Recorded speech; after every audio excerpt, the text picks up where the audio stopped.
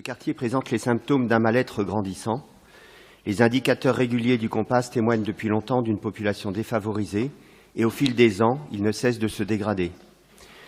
La clé réelle de réussite de ce projet de ZAC est un rééquilibrage de la population en diminuant la part de populations très défavorisées et en attirant des populations de catégories socioprofessionnelles plus aisées.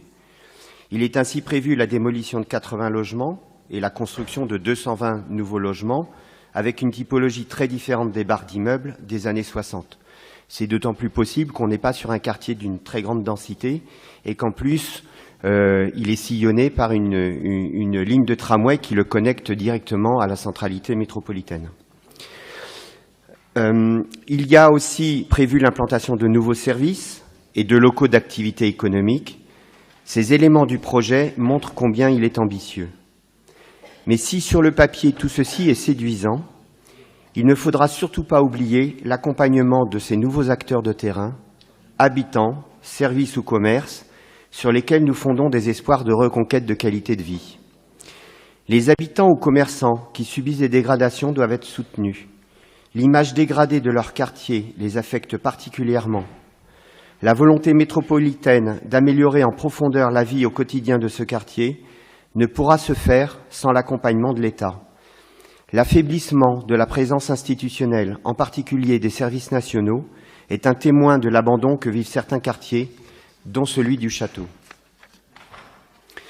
J'en profite pour faire deux petits focus sur des éléments qui ne sont pas l'essentiel du projet, mais quand même.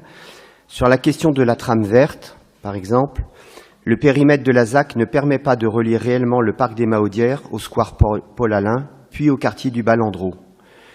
La localisation prévue d'un nouveau projet d'EHPAD risque de priver une certaine facilité à assurer ce lien de biodiversité via l'espace public.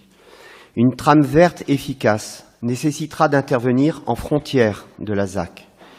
Le concessionnaire a mandat pour l'étudier, c'est précisé dans la délibération, mais il faudra bien s'en rappeler le moment venu.